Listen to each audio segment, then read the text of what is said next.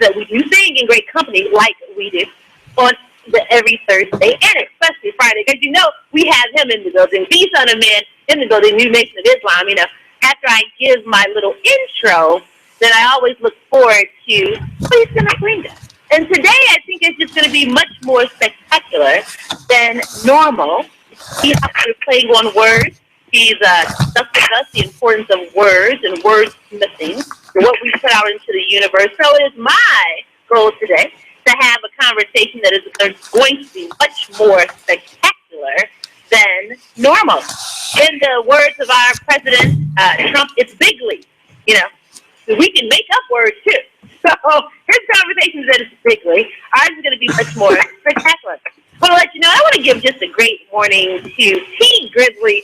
He's a up-and-coming Detroit artist, just an amazing young man. From what I've seen, haven't met him, came from some adversity, and is really putting his mark. And he is a community steward. He's giving back to young people. He's giving them money for their senior dues so that they can complete the process through high school. And more importantly, he has this song called No Effort. I can do it with no effort. And they just want us to know, coming off of our conversations yesterday, we talked about what? Do I recall what we talked about? The whole conversation yesterday was about gentrification. We talked about the use of the word displacement, or is it integration, or is it urban renewal? And however it looks, where are we in the process? I talked about the return on investment, the ROI, because public dollars are being used. Those are taxpayers' dollars to fund the development of these huge stadiums downtown. It's supposed to bring in all this revenue into the city, but the citizens aren't getting a ROI, return on investment. And that's the way I wanted you to look at it. Whether you chose to engage in that experience, in going down to the game, in what downtown looks like, you should expect a return on your investment. One of the callers so eloquently stated about how this looked a couple years back. You all recall 10 or 15 years ago with Pontiac Silverdome. And now look at it. It's in total disrepair, about to be torn down. And what is the return for the people whose tax dollars were taken to build that space? And now it's a devastation to the community. So I thought about continuing that in today. And then it dawned on me that June is Men's Health Month. Did you all know that? So many times we spend talking about women and families, and of course in the onset of how the nation identifies Dad's Day, Father's Day coming up this weekend, and people kind of push men to the side. Folks push them to the side, and I don't know, in your minds perhaps you decide what a dad is good for in the physical sense. And then we have a spiritual sense. And then we have literal sense. And so we're going to be able to delve into that with the Son of Man. And in the midst of identifying that June is Black Men or Men's Health Month, I wanted to make it specific to Black men and the importance of us being healthy. And healthy in all aspects of our life, of physical health and a mental health and a spiritual health. That's important. And so many of us don't want to have those conversations because I don't know if we were just taught that it's not manly to say that you hurt. It's not manly to say, I believe I need to go to the doctor. I need to have certain checkups. I need to get some type of assistance. And then are we astute enough to realize the spirit man, the inner man? What does that look like in how we develop? And I can only ask the questions because I'm a woman. And so how fitting is it then to be able to know that the majority of you all who are kind enough to call in are men. And then on today, I was going to have the Son of Man. So did you think that made for a great collaborative to be able to give us information? What it's like to be a Black man in America. Before I ask Son of Man to come on board to engage in this conversation this morning, you know I like quotes. You all know that, right? So I want to give a quote. I have several quotes actually today, so I'm going to throw those in, sprinkle those in a little bit. But I want to give you this one.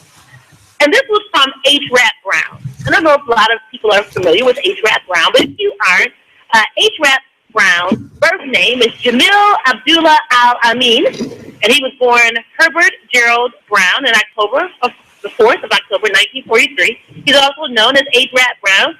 He's the 5th chairman of The Student Nonviolence Coordinating Committee. Remember, that's called a SNCC. Y'all don't remember that. Remember that acronym? SNCC. Student Nonviolent Coordinating Committee in the 1960s.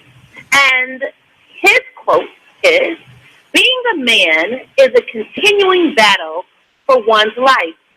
One loses a bit of manhood with every cell compromise to the authority of any power in which one does not believe."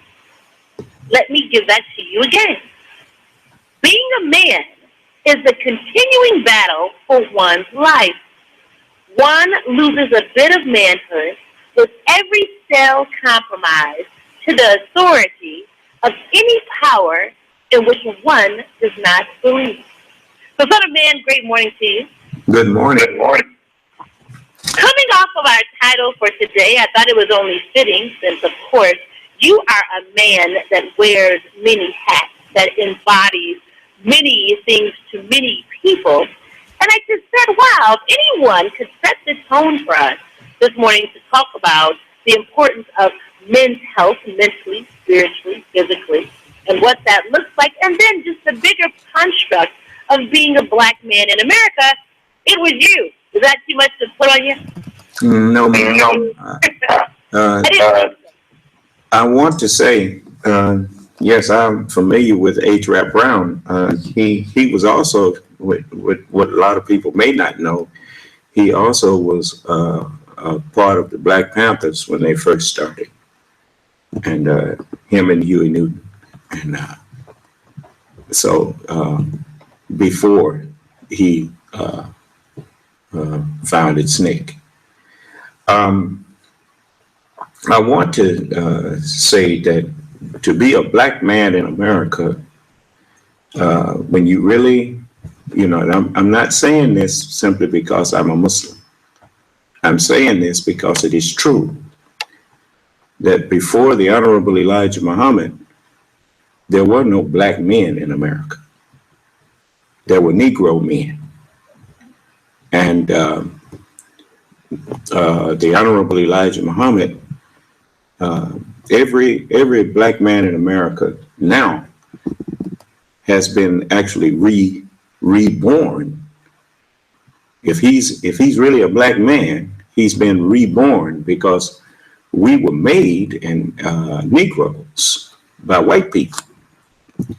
And if you go back and look at the Red Tails or the Tuskegee Airmen, they done named it so many different names and got different characters acting it. But if you look at when they went into that bar and the white airmen, they asked them, they said, look, we call y'all colored and what do y'all want to be called? And they all said in unison, Negro. And that's, I remember when I used to want to be called Negro. I mean, don't call me black, and you used to get in trouble, get in a fight. If you wanted to start a fight, call somebody black. And so before I was able to look at black as something that to identify with, that didn't happen until after I heard the teachings of the Honorable Elijah Muhammad.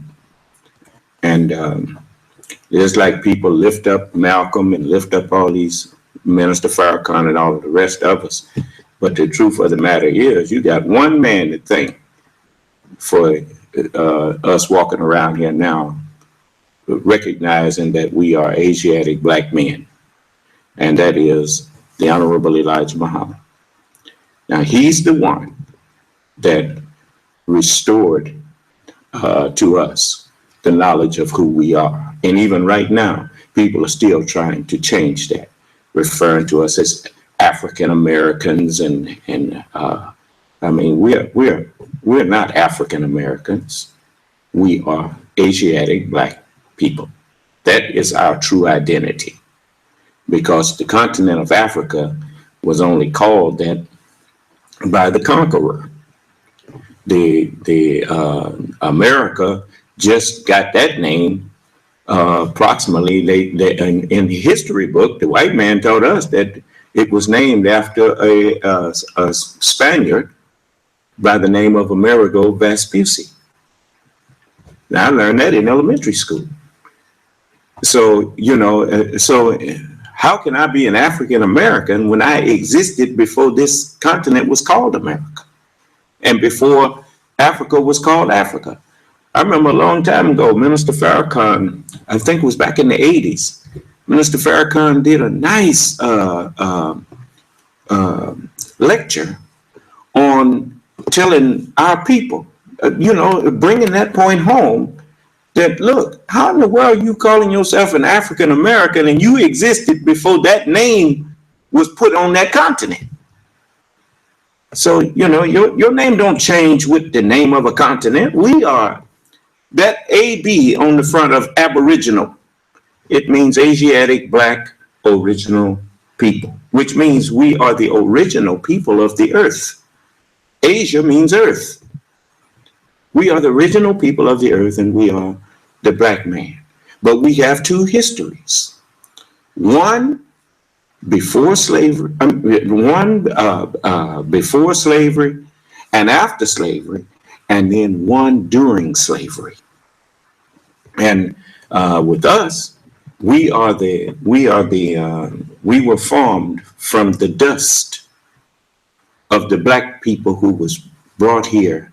And when I say dust, I mean they were reduced to their lowest level. And that was to be in servitude. Instead of to God, we were in servitude to white people. We feared white people as most people fear God. We feared white people. Our parents used to teach us to go out, and they would warn, now my mother never taught me this, not verbally. Neither did my father. But if you study our history, those who grew up in the South, you will find that they will tell you that their parents taught them. Now, don't you go out there looking up in white people's eyes. And when they walk by, you look down. And they even used to have us get off the sidewalk when they woman come walking or whatever, or when they come walking, just depending on where you was. And we were never allowed to take on the attributes of men. And they referred to us as boy and girl. Now, this is a history that I don't have to really teach you because all of us know it. We just don't like to talk about it because we didn't understand it. But why do you think the scripture refers to? You've been thinking the children of Israel was talking about these white people. No, it was talking about us who had been made, who had been, a child's mind had been put into us by Israel. And that's what made us able to serve them for 400 years, because we have had the mind of children and they were the adults. And we feared them like a child fears his parent, and like grown people fear God. And so this is what the Caucasian people did to us. But just like when I grew up in the church, my mother raised me from the time I was a little boy. I mean, even when I was in her womb, she told me she used to be studying the Bible and everything. So that's why I know the Bible so well. But I not just from the womb, but from the time I could walk, I was always at church with my mother. All of us were. We were made to go to church. But she told me she really converted after she got pregnant with me. And so when I got old enough, because all of us know the history of us. When you little, at least those who are, say, over 64 years old. When you're little, every Sunday, you go to church. Now, most people just went to on Sunday, but my mother was so dedicated. We had to go to Young People's Willing Workers. That's YPWW. Choir rehearsal, because most of us could sing, and the Vacation Bible School, had to go to that, and then they sent me to school that it wasn't no Catholic school. We didn't go to Catholic school. We wasn't Catholics, but in Catholic school, at least you go into a school that agrees with what you're being taught in church. But I went to a school where everything was just the opposite of church, you know. So, you know, I was to the point where, well, good gracious, you know, you go and learn one thing in church, and then you got to go to school and got to learn how to fight. And so, but, you know, I wasn't thinking like that, but I had to be more than one character. So, you know, and so consequently, we were hypocrites in church, because we'd be sitting up there talking about turning the other cheek, and then just got in a fight the other day. But anyway, once I got out of my adolescence into teenage, I started thinking that, man, I'd be glad when I grow up. That's one of our favorite sayings, you know. I'll be glad when I grow up, so I ain't going back to church. I'm gonna stop going to church. And when I got old enough to make my own choice, I stopped going. I lost interest in church and religion, period.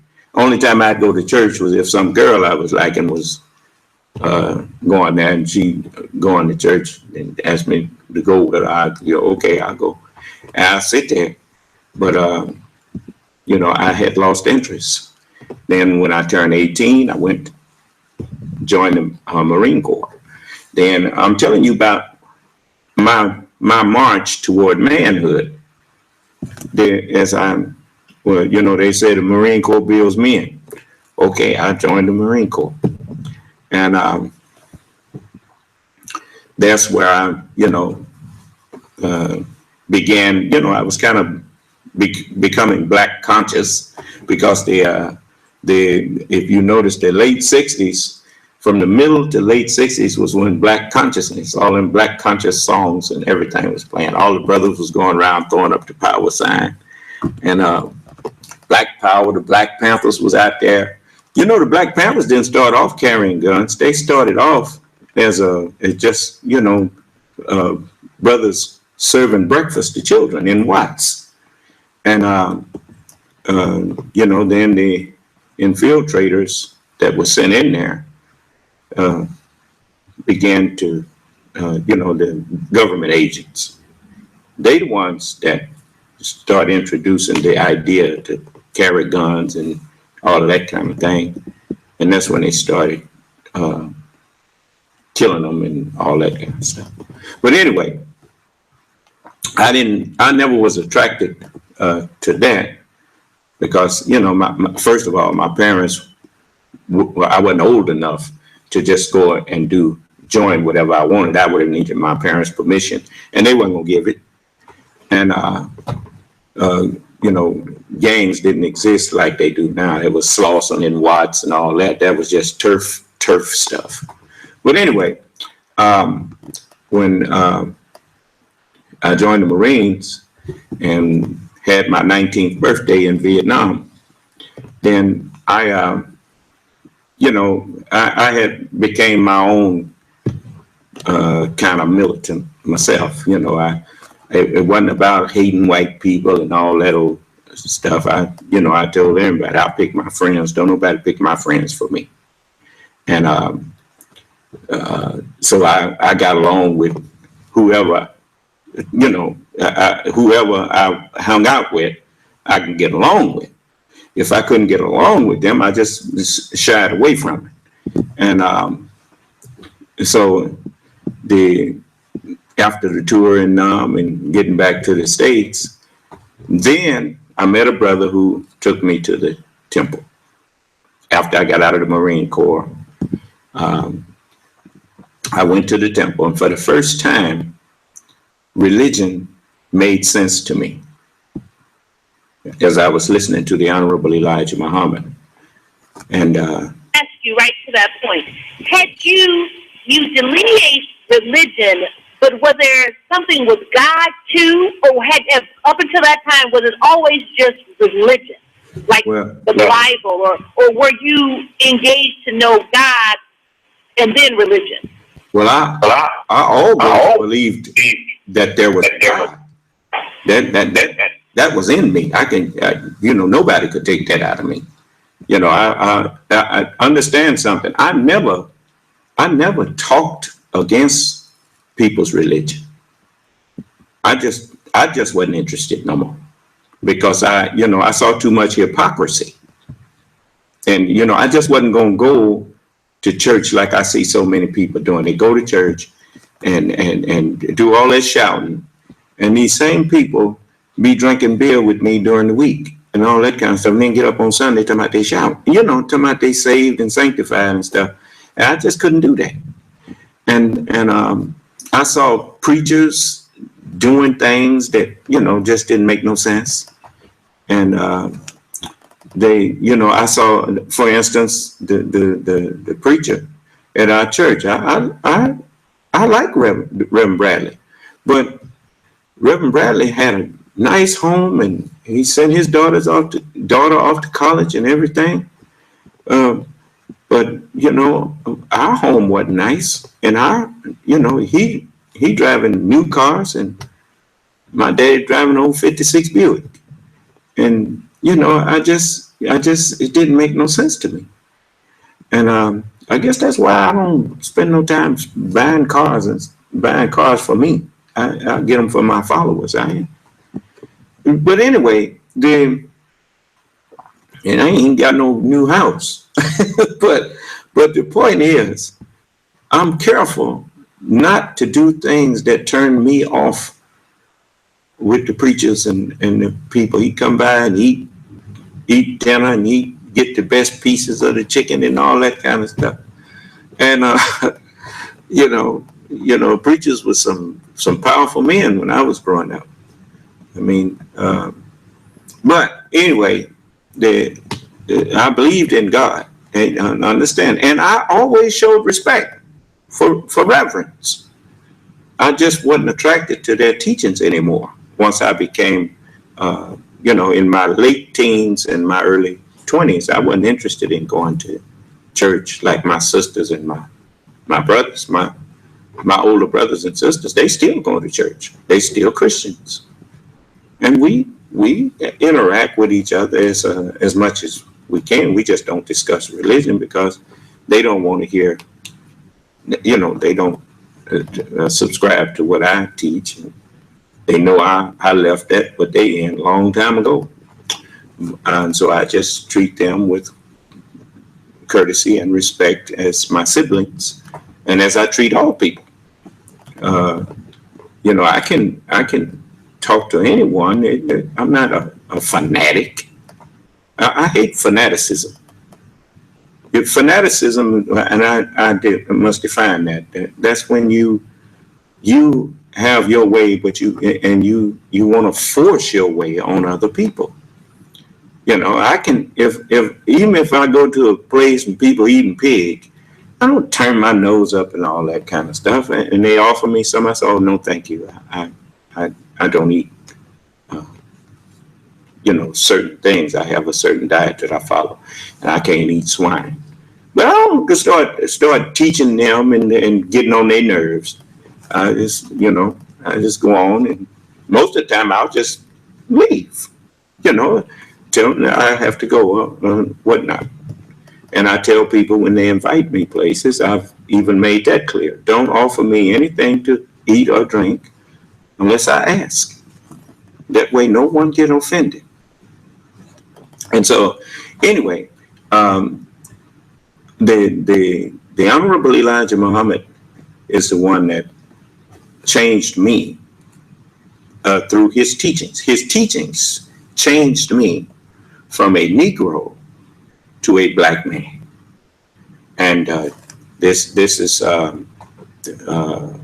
something that the white man, I remember he even now, some white officers, if they stop me, I can't remember the last time I've been stopped, but they used to stop me when I was younger, see the name Muhammad on my license, then they get on a first name basis with me, Marvin.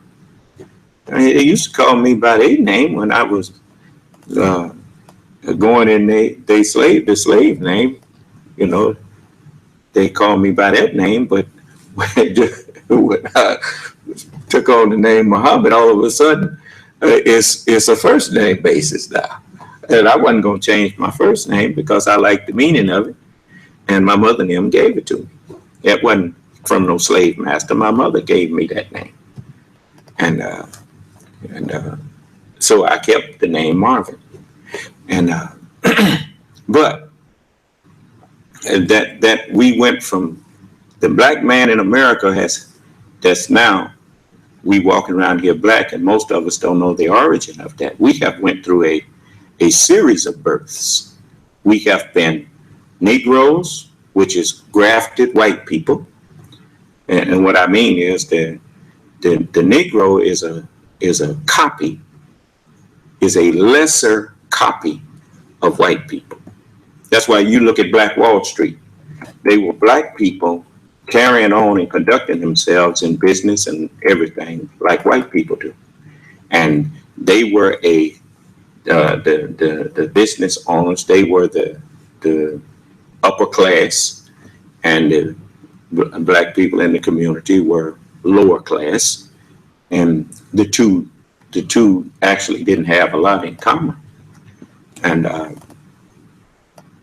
And that's the way the white people's civilizations are. You have the upper, middle, and lower class. Now, we didn't have no middle class. We didn't have no upper class, not really. The upper class, they were so distant, which was the movie stars and all of those. You know, they didn't, you know, we didn't have no rubbing no elbows with them. The middle class didn't even hardly rub elbows with them. They was kept close to the white people to make sure that their wealth didn't benefit and that they didn't go back and try to help their people. That's what got Dr. Cosby in trouble. He was trying to come back and talk to our people about being frugal and not wasting money on vanity. Need to have some designer tennis shoes, designer shoes, designer clothes and all that. And he said, you can't afford that. That's not. And they was mad at him. And then he really tore it when he started talking about, even though he said he's not a Muslim, he said, but the black Muslims, he acknowledged that we were taught by the Honorable Elijah Muhammad to build our own schools, teach our own children, protect our women and girls, and secure our community. And he said that we all should emulate the black Muslims. And that's what got him in trouble. And but the one thing about when you speak up for God's people, then you get God on your side. Now, all these people that came out against him, I told them what they was going to get. Now that judge sitting up there done almost lost his mind. And all the rest of y'all that helped lynch that brother, you going to get what you got coming. And I'm telling you, you're going to get what you got coming. Because it's just wrong. But anyway, if it pleases Allah, you know, there's some decent people in this country. That jury is proving that some people on that jury just ain't going to help do what they're trying to do. And I appreciate them, and may Allah continue to bless them and keep them safe. And, you know, if you get any threats, they can't hear. I know they're not listening, but anybody threaten you for doing right, you give me a call. My number is 601-786-1332. Again, that's my cell phone, 601-786-1332. My landline is 601-786-9742. My landline is 601-786-9742. You give me a call. People threatening you for doing the right thing. So we ain't got to walk around here fearful no more. That's part of being a black man too. You see. So, Abraham didn't fear nobody but God. We are Abraham's seed. We ain't got no business fearing nobody but God. Now, the Honorable Elijah. 1 second, if I can. Yes, ma'am. I just need everyone to understand what just happened. And I know you offered your contact information so seamlessly. I think people really missed what just happened. Do you understand what just happened? A national leader talking to us. Now, we're not just in Highland Park and Detroit. We're everywhere, okay? Gave you his cell number and his home line. Did you understand what that meant? When we start talking about being a man, this is how I look at it. I'm not a man, I'm a woman. Being a man, speaking up leadership. The conversation was if something is happening to you, if someone is doing ill to you, so the man just said, give me a call. He didn't say, okay, look online and get the number to the New Nation of Islam's office and you call them or send us the email. He didn't say that. He just gave his personal cell phone and his landline. That is something to me. It should be something to you. How many times have you, and again, this is not bashing the church. I don't want everyone calling me and texting me, telling me, Colette, you keep bashing the church. But I can only speak from my experiences. I've been in the church when the pastor is standing down in the front, and you have the armor bearers on the side, and you can't even get to the pastor to even shake their hand to say good morning because they're blocked all in and all of this, whatever this is, for who they say they are. And you show, if you can't get a hello, you're definitely not going to get a telephone number, a personal number, a home line. For me, that's leadership. I just needed to say that, son of man, because I know you weren't thinking that when you offered it, but I needed us to really realize the importance of that moment. Well, I remember Mr. Farrakhan when he was teaching us while the messenger was here. And I remember the messenger said to him, he said, brother, how can you say you will give your life for that which you will not give your time? And because the messenger taught us that our time is our life. Because as far as any of us know, every heartbeat is moving us closer to our last heartbeat. So when you give in your time, you are giving your life. And so I always remember that when I stand up in front of our people talking about I love my people. Well, how can you say you love people and they can't contact you if they want to? So if you call me, those are my numbers. And I try to remind myself, no matter how big you get or how popular you are, you're just a human being, just like other human beings. And if you think that I mean to belittle the what we are, that's not what I say that for. I say that because in the eyes of us all, we all just look the same. Then we should not, just because we learn or have more knowledge or think we have more knowledge than each other, start looking down on each other.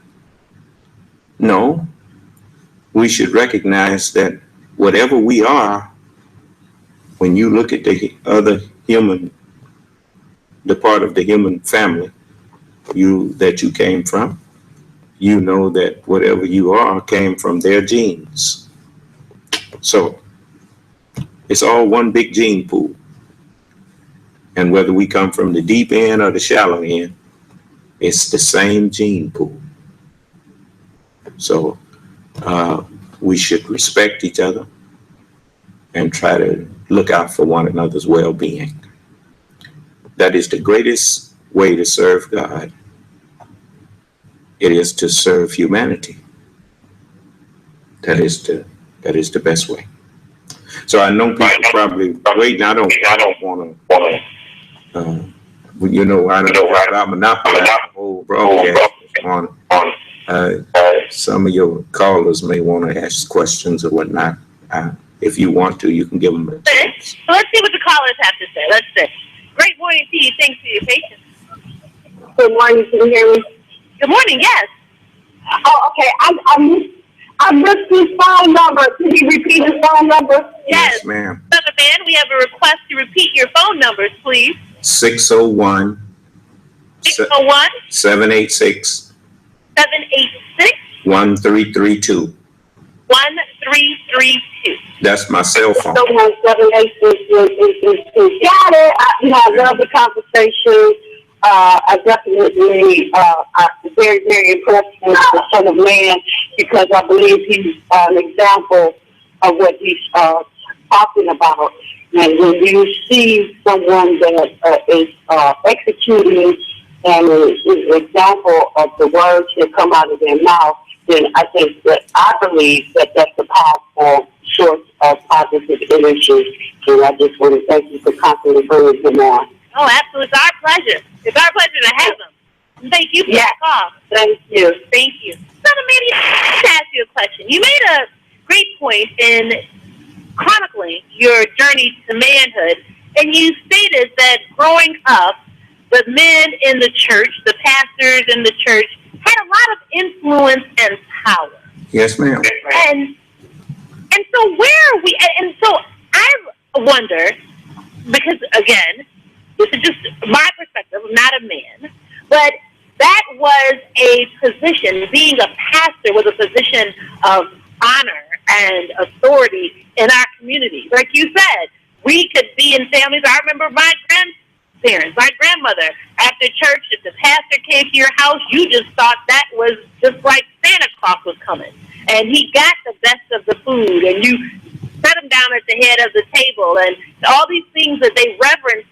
You know, these men who said that they had a calling from God. And so historically, though, have we looked at that role and said, okay, has it become the black man's business of religion? And saying, okay, because I was, now for example, I was riding down one of our streets, and I counted probably within a 10-mile radius, there were 50 churches. They called this particular street, they say it's the highway to heaven. And I counted 50 churches and hadn't even gotten to the expressway. And so that lets you know there were 5 and 6 churches on every block. And I just wonder, when we talk about the role of black men, or understanding black men, the examples of being a black man, where does the pastor come in? Well, now the pastor, the most of them, religion is a business to them, and it's a quick buck. If you took all of the money out of religion, and people stopped paying pastors, all of them, maybe except a handful of them that, ignorant, but they mean well. Most of them would stop preaching because it's all for $1. And you notice the new fad now is get with the preacher that tell you about how you gonna get rich, how you gonna get money and stuff. They go to churches. Some of them even telling people how to hit the numbers and all that old kind of foolishness. But understand something. If you ask any preacher, is he equal to Jesus? Have you ever met one that said he was equal to Jesus? No. Well, then if you're not equal or greater than Jesus, how do you have the audacity to stand up saying that you are the one to come teach us after Jesus? You know, that's what I say to all of the people. If I'm not the Son of Man, I ain't got no business standing up trying to teach the Word of God. Because that would say that if I'm standing up saying I'm explaining to you what Jesus had to say, how can a lesser, one who is less in knowledge and wisdom, explain the wisdom of one who is greater? You cannot. And it is foolhardy for you to stand up and try. It's an insult, really. And so, I tell people all of the time, you can check me against, as the book says, the words of the prophets are subject to the prophets. And if you are not one of them or their Lord, you got no business standing up to about you representing them. Because if we look for your name in the Bible or in the Holy Quran as somebody to come, they ain't prophesied of you. Except in a bad way. It says, beware of false prophets who come to you in sheep's clothing, but are inwardly ravening wolves. So, I told all of you, you better quit playing mocking God. If I'm not the Son of Man, then I need to be shot down for lying.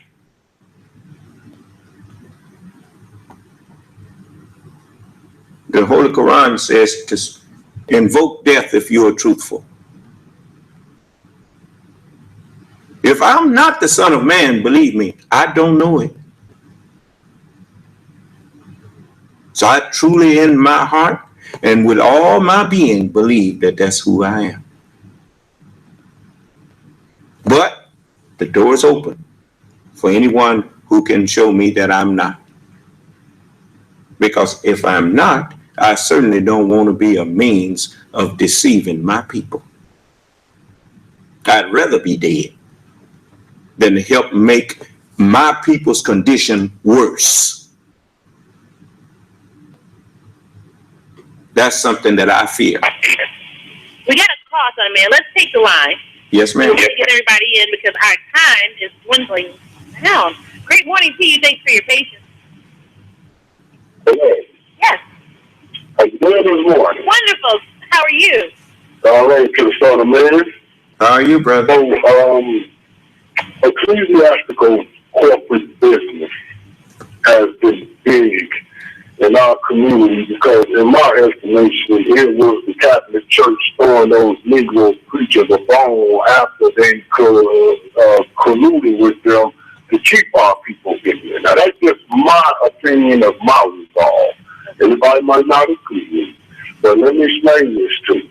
The fact that the church is an ecclesiastical corporation takes all of the wind of spirituality out of it. You put the spirituality in it, not the church. The church didn't do that. That was our romance and our love affair with the gospel. I was at a church that I helped build in the sense of education some weeks ago. And I love this church a lot because this is where I learned who I was in the gospel, per se. And I told the pastor, I said, what would black folks do if they woke up tomorrow and they said you couldn't go to church no more? What would the vast majority of us do? And he said, we would go crazy and probably kill ourselves. I said, exactly. Because we think without Christianity,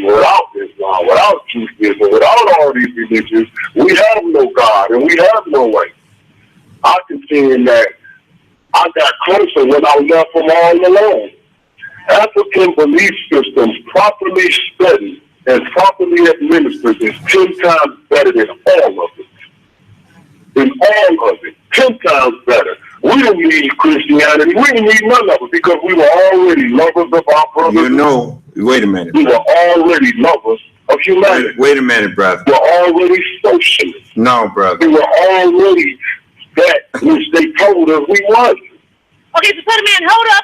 Hold on 1 second. Son of Man was trying to interject, and you all. This is how this happened. You all know I got 2 minutes, so we're gonna let Son of Man.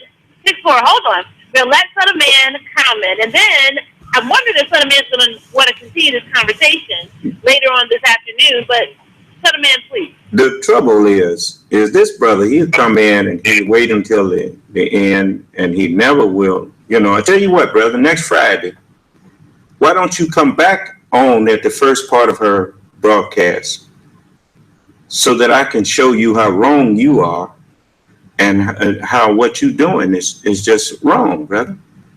That's not correct what you was just saying. You come in here and then you try to justify it by saying, well, this is just my feeling. This is my opinion. Who cares about your or my personal opinion? If you don't believe in God, well, then you want to call yourself a black man? You ain't never found black people that didn't believe some kind of way in some kind of God. That's throughout history. When the people came to the Americas here, they found a Native American, even though he's walking around in skins, the man had a belief in a great spirit. Now here you want to come in here and try, you know. I don't believe that 6-4 was saying that he didn't believe in God. 6-4, is that what you were saying? That's exactly what he was saying. What I said, I don't know where the hell he came from. No, there you go. Yeah, now you see that? You can't even keep a civil tongue in your mouth when somebody disagree with you. Because I may be wrong in some things. I'm not infallible. You wrong in all of that you just said. I'll just say that this. So that's what we're gonna do. 6-4, keep on the line. Before Christianity, before Islam, there ain't no before Islam. Both of us up because you talking to a person who don't read. There is no before Islam. Hold on.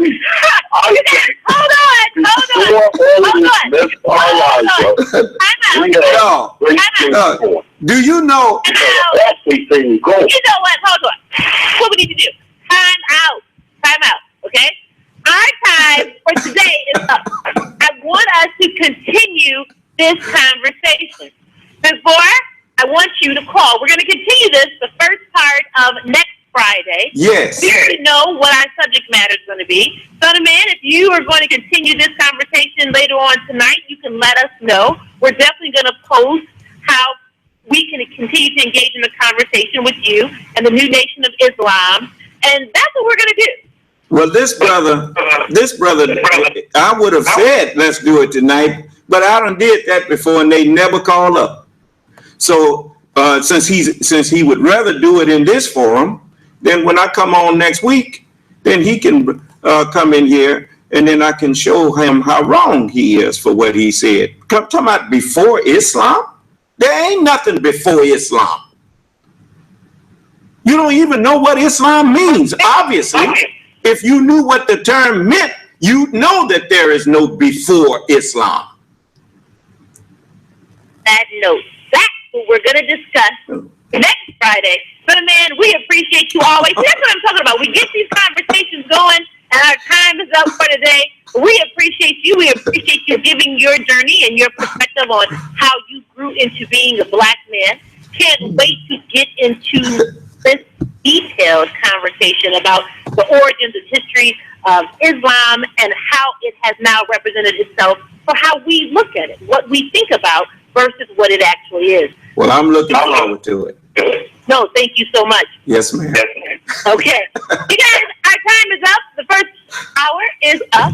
You know, it's great conversation.